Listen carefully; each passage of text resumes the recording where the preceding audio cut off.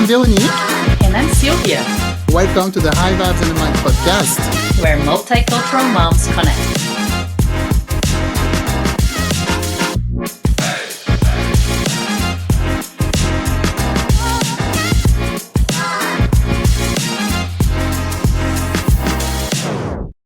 Hi everyone, this is Veronique, back to the show with Sylvia on High Vibes and a Mic. So today we have a guest and we're going to talk about grief and God. Her name is Lea Turner, and she's a heartfelt and pathetic writer and speaker, joyfully broken through 3 years of her family struggling with trauma and loss, including death, cancer, losing everything to a house fire, drug addiction, loss of a dream, and heart surgery has made her a reluctant expert on grief. Lea is a soulful listener and a wisdom seeker, passionate about working with grieving people through trauma, pain, and loss. She lives in Mississippi with her husband and 5 kids, making her a northern girl stuck in a southern world. She's also the author of The Freedom to Feel, Finding God in Grief and Trauma, and you can find out more about her. Please visit leaturner.com. Hi, Lea. Thank you for joining us. So my first question for you will be, were you raised in the Christian faith? Can you tell us a little bit about your background? Yes, I was raised in church. I wouldn't say it was a Christian faith, but I was raised in the Methodist church. My parents were not necessarily Christians when I was little, but we went to church every Sunday. I did not become a Christian until I was in high school. I didn't surrender my life to Jesus until then. And my parents, it's just me and my sister. So they raised us in church, but they weren't following the Lord until I went off to college when they surrendered their lives to Jesus. Okay.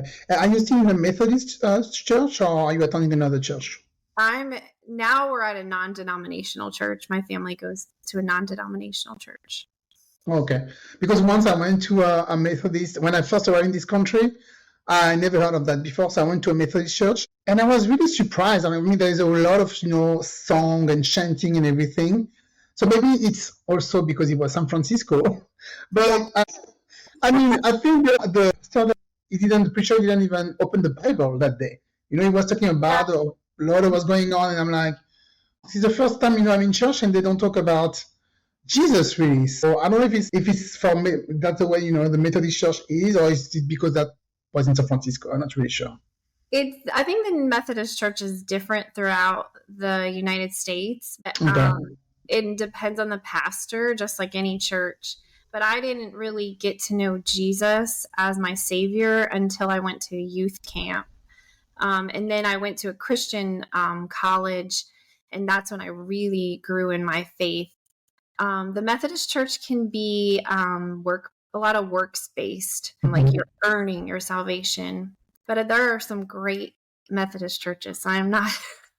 They're all different. Just a bit surprised. Yeah. So talking about Jesus and how you found Christ and your story, can you tell us about the dramatic events that took place over a 3-year span? Yes. Well, it started in 2019 when my father had passed away. He died of a brain tumor. He was only sick for 8 months. And I took care of him during that time with my mom, helping her. And then shortly after he passed away, a few months after that, my mom was diagnosed with cancer. And she's still with us today, but she's still struggling through her treatments. And then in July of 2020, we had a complete house fire. We lost everything. I have 5 children. My oldest daughter, who's the second oldest, was home with the 3 younger ones, and she got them all out. I was not home. I was with my mom at an oncology appointment. So we lost everything. They didn't even have shoes on when they left the house that day. And then after that, my oldest son, who was 17 at the time, he was 16 at the time. He started struggling with drugs and alcohol. and it just spiraled out of control after the fire. And he was in and out of rehabs for a couple of years, for 2 years. And then my one son has a heart defect. So in that whole midst of everything, he also had he had heart surgery, and he's doing great now, but the surgery didn't go as well as we planned during that time. And he was in the hospital for a month on top of dealing with the fire and my other son. And so that was all happened within 3 years span. And it's when I learned a lot about grief and trauma. God kind of took me on a journey through all of that with him. I had never experienced any type of grief or trauma in that way till then. I can't even imagine, what you've been through with the fire and the kids being alone. Your daughter was what age when she put everybody out? She was 14. Okay. The fire department here in our town actually gave her an award, which was really special. Because she got them out just before the house exploded. Like, my one son was running through the hall and the windows were breaking, and she got them right out. I'm like, it was the Lord. You just like look back and you're like, how did she react so quickly? The fire had been going on, we think, for an hour in the attic before she saw the flames billowing out. She saw them out through the window, and she just screamed for everyone to get out of the house. And they don't always listen. So she said my one son said, I just knew she was serious about getting us out. Yeah. Like, all listened, and the baby was 3, and she grabbed her out of her crib and had to run out with her. So yes, but yeah, this is when you know that Jesus, is there with you and God exists, because there's no way. 5 kids, and they listened to her that day. They knew she was serious. They knew she was serious. And my oldest son was at work that day. He was 16, so he was working. It was during the summer. It was July. Yeah, I can even imagine. How's your son now? The one who had issue with... Doing very well, very well. Okay. He was in 3 rehabs, and he... the third one, he actually relapsed after the third one, but it was like he decided that I don't want to live like this anymore.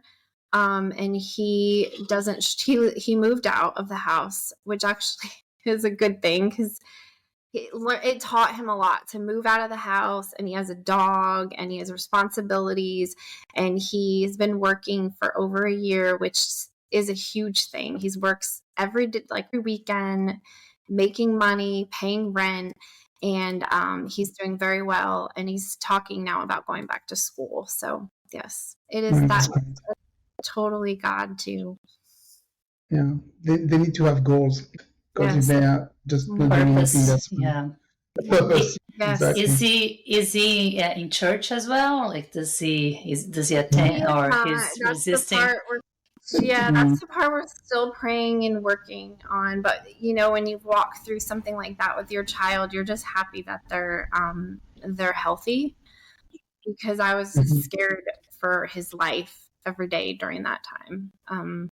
Yes, but he has great purpose on his life, and I know that God is calling him back, and he'll come back to church one day.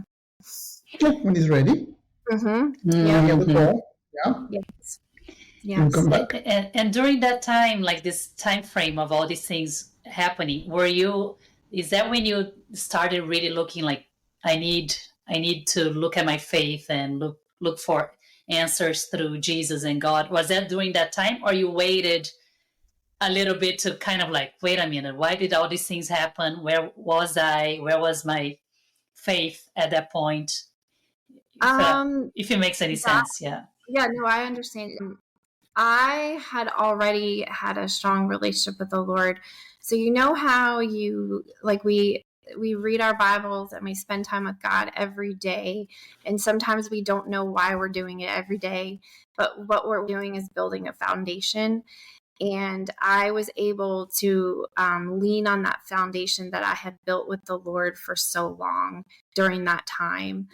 But I found that through the grief and the trauma, God was inviting me into learning about him more, like his care. I was learning more about different parts of who God was, because when you walk through something like that, you learn about God's character in a different way. Like I was seeing him as totally my provider, and I was listening so intently to the Holy Spirit during the time my son was walking, through his drug addiction. So I was learning about God in a different way, but I had already built the foundation, if that makes sense. Yeah. Yeah, and it's so because in my family, my brother passed away very young when he was 20 years old, 23, wow. And that was 20 years ago. And that for, my parents, for the whole family was, especially it was so unexpected. And I remember that back then we were we were not really going to church or, just kind of like, oh yeah, we're Catholics, like praying, but like at home, but not really. Like my parents are not like going frequently every Sunday. And then after that, I think that if it wasn't for their faith in God and for like them like finding that as a rescue or like a refuge, for them, I don't know how they would be now, especially my dad. And then all of a sudden he started going to church more frequently. He loved music. So he joined a band at church, and he would play instruments at the church during mass. And he totally renewed his connection, I think, with God that was lost for many, many years. He was trying different things and like kind of just let loose. And then he got that connection back. And he's still the same way after 20 years. He goes, like, he's there like every week. And yeah, it's important to see that how, when you don't believe in anything, like what do you do when you go through something traumatic like that, right? Which I wanted to ask you, what do you just say to someone who doesn't believe in God or doesn't have any, or say they believe it, but they don't really do anything about it. They don't pray, they don't care that much. What did you tell someone that's going through a traumatic event and doesn't believe in God, or like how, like to heal, like to help them heal? Like how can we help someone like that? What I've learned over the years is that there's usually something or someone that people want to live for. So if it's not God, then it's your children. So if, there were days even for me that I got up out of bed and got dressed, made the bed, got ready, left, because I knew that I had to be someone for my kids. And usually people, I find, hang on to that type of thing. Like, I need to be better for my kids. I need to be better for my husband. And then also like for themselves, like I want to be a better person for myself. I honestly don't know how people get through life without Jesus, but that would probably be my best answer to you, is that they're leaning on something else, leaning on other people, really. Yeah. But I've learned, when you were talking about your dad, is that people either turn towards God or away from God during times of grief and trauma. And I see it with Christians too. Like, people get angry with God, which is fine, but people walk away from God too during those times. So it's like either they are leaning in or they're leaning back. And it's neat that your dad was able to re-find his faith again.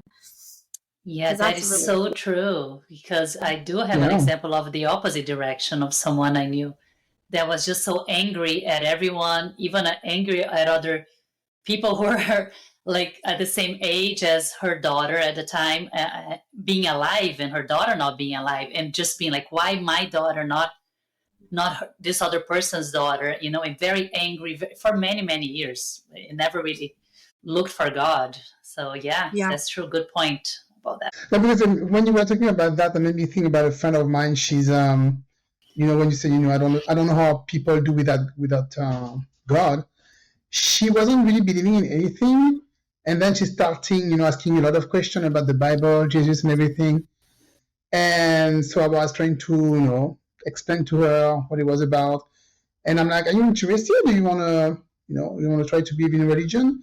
And she just told me, yeah, I noticed that people who believe they look more happy. They look happier. Like we have, because we have hope, right? We always think there's always something after it's coming anyway. So she's like, yeah, you guys look more happy. Wow. That's a testament.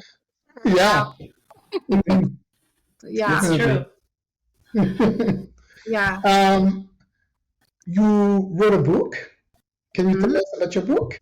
I can. It's called The Freedom to Feel Finding God in the Midst of Grief and Trauma. Mhm. And I wrote this book because I didn't want people to feel alone in their pain and their grief. I felt like there are many books out there for people that have lost people in their lives, like spouses or children, but there wasn't many books out there that navigated through things like a fire or even addiction.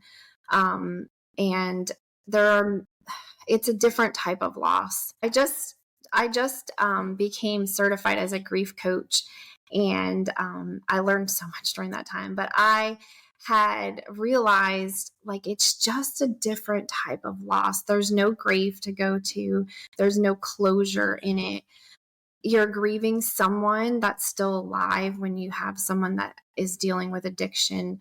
You're grieving loss of dreams. You know, you have these dreams for your children. I thought he was going to go off to college and follow this plan, and he went the opposite way, and he wasn't following the Lord, and I didn't know if he was going to be alive or dead the next day. And I felt like I needed to write a book for other moms and parents that have experienced something like that. And then also the fire. I felt like a lot of people didn't know how to comfort us. They did it as well as they could.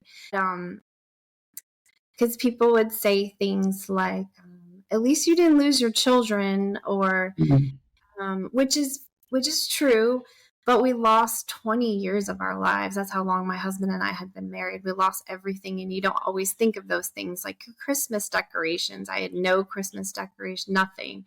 And you're navigating buying all new things for the children, and all the things that that comfy sweatshirt that you want to put on at night, it's gone. And you feel so vulnerable too. Like you're just stripped of not your peace, because that comes from God, but you just feel vulnerable. Like you don't have that place that you just go to and can exhale and relax like you do at your own home. So I wrote this book for people in grief and trauma that have experienced like unpredictable loss. And I have a few chapters on how we can be better as a community to comfort those people. Yeah, especially moms that we have like you with 5 children. So I can imagine like managing your issue with your son with addiction, and then also having to raise the other 4 children, right? So Yes. what would you tell a mom? Like how would you advise her to manage or try to manage both things, like trauma or grief, dealing with trauma and grief, and also raising the other kids? Lots of self-care. So, Yeah, right. um, I trimmed out everything out of my schedule during that time that I could. I stopped writing, I stopped speaking during that time, and I focused completely on the kids and myself and my husband. My husband's an OBGYN, so he has a very unpredictable job, and I felt like the Lord told me to be the stability to the children. So I was their constant, and I had to trim out I didn't volunteer at the church during that time. I just was focused on them and getting them through that time. But then you also have to take care of yourself. So I started going to Yes. counseling regularly. I found a really good counselor for my daughter, and then my son too, who, when at that time, he was kind of resistant to going to counseling. And then I know that's like really hard as Christians, but you also like, it's okay to have to take medications during that time too. I took an antidepressant during that time, and an anti-anxiety medicine. And what I do have to say about medicine is that it's not it's not a crutch that we stay on forever. It's something to get you through that time. So I did that too. So those are the things that I would say that I put in place during that time. Yeah. Priorities, right? You need to see Yeah. what is, or you need to focus on, and whatever it is that can be taken care of later, you do it later. Yes. Yeah. Did you get a lot of help from your community when all of this happened? We did. Our community was incredible during that time. I had meals delivered to our rental house for a month. We had so many clothes dropped off that I had to write on Facebook, like, please don't drop any more clothes off. They supplied so much, like paper products, snacks. The kids were just starting they were going to be starting school. It was like 2 weeks after the fire. It was 2 weeks till they started school. So they helped with school supplies and uniforms for the children. My son, plays football. He lost his helmet and his pads, and people came and they brought him. They would pick him up and take him to get his pads and his helmet fitted. And yes, we had a lot of help. And what I can say for people that want to help others is just do it. Like, I was so thankful. Like, it's hard when you text someone that's in grief, like, text me if you need me, or let me know what you need, because you don't know what to say either, right? There's that. Like, what is the right thing to say? Yeah, your mind is just like so bogged down with everything that you don't even know. So I was so thankful for the people that just went ahead and did things. Yeah. So since you work with, like, you're a grief coach, what do you do? Like, I'm sure, like, if you have a full day of sessions with people that are telling you all their stories, and very heavy stories, like, very, right? Like, how do you handle that after you have a busy day of just listening to people telling their tragedies and things like that? How do you release from all that? I think I would feel like, oh my God, I need to decharge, like, to do something to, like, change my mood and be on, like, a better vibration. I don't know. I would say I had to learn. I was doing things all the way up until I had to go get the children. So, like, then I would I wasn't decompressing before I got them. I was working all the way up until 3:00 or whatever. So I've learned, like, I need to take a walk. Walking is really good for me, to go outside and take a walk or do some kind of exercise, get outside, even preparing dinner, like, just doing something that's kind of mindless. Yeah, it is heavy. Yeah. It is heavy. And that's what my husband, he's always checking to make sure I'm okay, because there's a lot of loss, really heavy loss. And you hear all that story. I'm sure it can stay, if you don't know how to separate well from all that. You can, like, get totally immersed in it. So, yeah, I'm glad you do something to make sure you keep your distance. Definitely. And so I'm sure you've learned a lot with everything that happened to you. So what do you think it's important that you need to pay attention, to your feelings, and with everything that happened to you over the years? What would you tell to people? You need to pay attention to your own feelings. Why is that important? How to get in touch with your own feelings? Is that what you're asking? Yes. Okay. The one thing I would say is journaling and keeping, like, a notepad or a journal with you. I know this is very difficult to think about doing when you're in, but it's the way you can pay attention to your feelings is writing it down. So if you're starting, like a lot of times anger can come out in grief. So you can even write, like, at 3:00, I felt angry.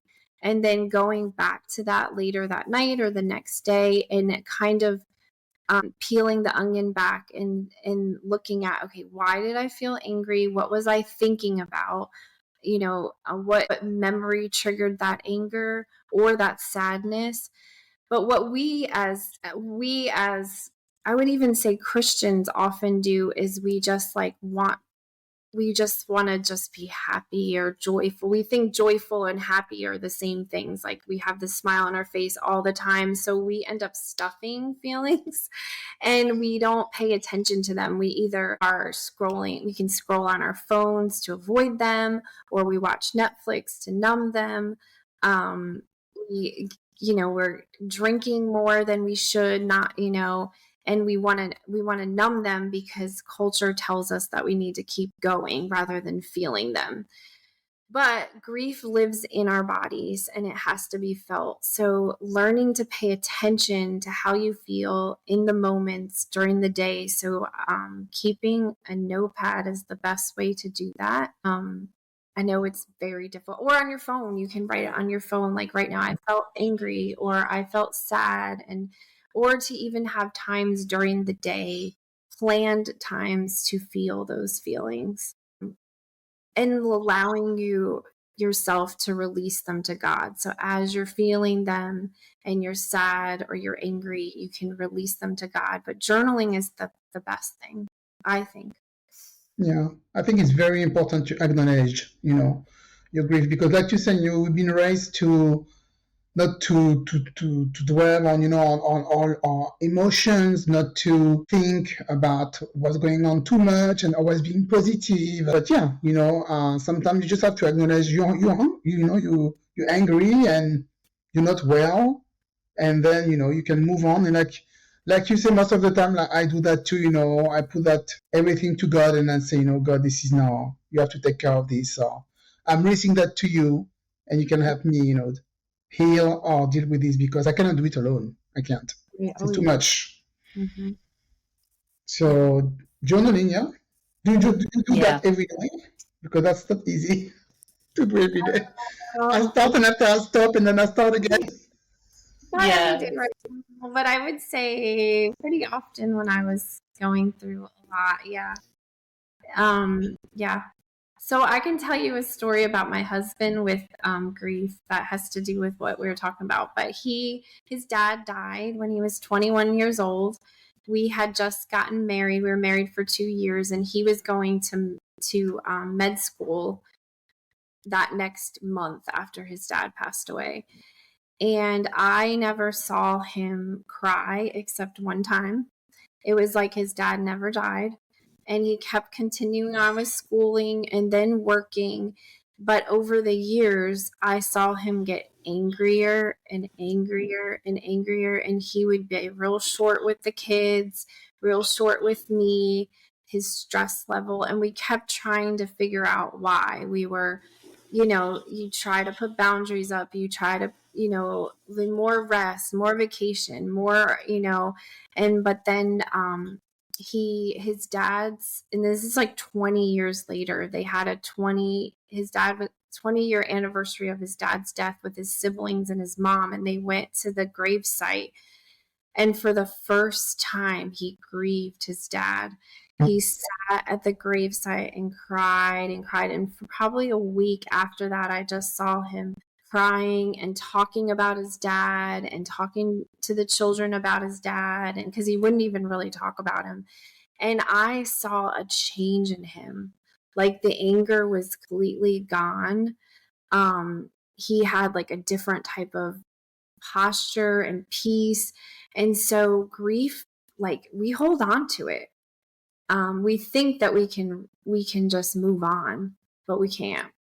He's just putting under the rug. He's just accumulating, right? So he probably just got to a point like, I can't take this anymore. Yeah. And just exploded, kind of a wow. Yeah. 20 years. That's a long time to hold on to grief like this. Yeah, and he didn't like he wasn't doing it like consciously, consciously. He was just he just thought he never had time to grieve. Like he was like, I need to go to med school, I need to go to residency, I need to provide for my family. Men just think that they can keep going. Right. But now we see these like older men that are angry. Like You don't know what they've been through. And, they've been taught, especially that generation, that you don't have time to feel. When they came back from Vietnam and all that, they were like, there's no time for feelings, but it just lives in your body, Yeah. I actually have a friend who went through what you went through with the fire. It was with these roommates. I think my husband was there too. They were watching TV. There was a fire in the next room. They all jumped out the window. He lost everything. And they even forgot somebody was sleeping upstairs. So they thought it was like something happened to him. They called, of course, the fire department. And then the friend was there. He got out of the house. And that happened like 15 years ago, a long time ago, 15 years ago. They just arrived in the country. And we were talking about it maybe like 6 months ago. We were talking about it. He left the room. His wife was talking about it. She was like, yeah, remember when the fire happened? And my husband was there, so he was talking about it too. And he can't deal with it. It's been 15 years and he doesn't want to talk. So he left the room and we're like, where is he going? So his wife followed him and she came back. She's like, he doesn't want to talk about it. He still doesn't want to talk about it. And he told me, I don't want to hear the story again. Yeah. So make me think about your husband, when you said like, put it under the rug, maybe he needs to, I don't know if he needs to deal with it because, everybody was fine. Nobody died, everything was fine. 15 years later, yeah, it's still fresh. I mean, there's no need to talk about it. Yeah. A bit traumatizing. So I completely understand. Oh, I have one more question then before we go. So how do you help someone, because since you work with that, right? You're like seeing people and you offer, what else do you offer? Do you offer like coaching sessions and I do. One-on-one? It's mostly one-on-one. It's a 12-week program that we go through. There's a workbook that we work through. And there's scheduled out like certain journaling prompts and activities that we do, and it's an hour each week. And it's 12 weeks.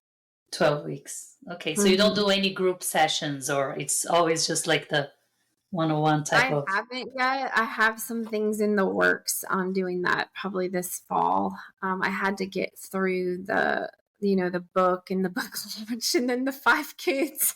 Yes. That's good. So I want to do that. I do. I think it's important in doing group work too. Yeah. Yeah. It's a good way also to like have like someone who's going through the same thing, and it has a good dynamics when it's a group. It's so comforting when you know other people that are going through similar things. So comforting. Yeah, not alone. Yeah, so what's the name of, I was going to ask, what's the name of your book? Because I don't think, did you say the name of your book? No, I don't think we. I think I did, but it's called The Freedom to Feel, Finding God, Grief and Trauma. And I'm not sure when this will be aired, but it's in pre-orders right now on Amazon. It is officially out on June 25th. Wow, it's amazing. Yeah. It's coming up now. Congratulations. And if people want to contact you, where can they find you? Lea Turner, leaturner.com is my website. And then I'm on Instagram and Facebook too, it's Lea J. Turner on Instagram. Okay. We put all the information in the show notes anyway. Okay. So is there anything else you want to add that maybe we didn't ask? Thank you for sharing it, because that was like, I can't think of anything. I'm sorry. I can't think of anything to add. I'm just praying that other people can experience more of God during their times of grief and trauma rather than pulling away. That has been my prayer, and that I would be able to help people to connect to God better through my book. My work. Yeah. Or blaming other people for our own problems too, right? That can be a big thing that definitely doesn't help us when we do that. Yeah. All right, it was great. I was worried about like, oh my God, I hope it's not going to be too heavy because you're talking about grief and trauma, but no, it's very comforting. Yes, thank you so much. Yes. Yes, I don't know. Well, if you see my book, the cover. I saw it. Yeah. I love the color. So colorful that it I was trying to make the sun's there, but I wanted it to be colorful and bright so that it's not so like you don't want anyone's heavy. It's a heavy topic, and I wanted people to feel hopeful when they saw my book. Yes. Yeah. Yes. They can see the light, there's a light at the end of the tunnel. Always like we serve a God that redeems. So yes. Yes. Amen. Thank you so much. Well, thank you. Thank you for sharing. Yeah, thank you very much. And I hope that people are gonna buy your book and contact you if they have issue with grief, because it looks like you can help them. You've been through a lot, so you have a lot of experience. Yeah, group session. I think group session also would be interesting. Like you said, people they like to relate with other people. Mm-hmm, yeah, for sure. Different types of griefs that we have, like it could be divorce or like addiction, things like that. So if anyone for the listeners out there, if you know anyone who is struggling in different ways, you can send their info to them and listen to the episode and share the episode because it's a good one. All right, everyone. Thank you. Take care. Talk to you next time. Bye. Thank you, Lea. Thank you. Bye. Thank you for tuning in to High Vibes and a Mic. Until next time, keep learning, growing, and exploring. Don't forget to follow us on Instagram, Facebook, and YouTube.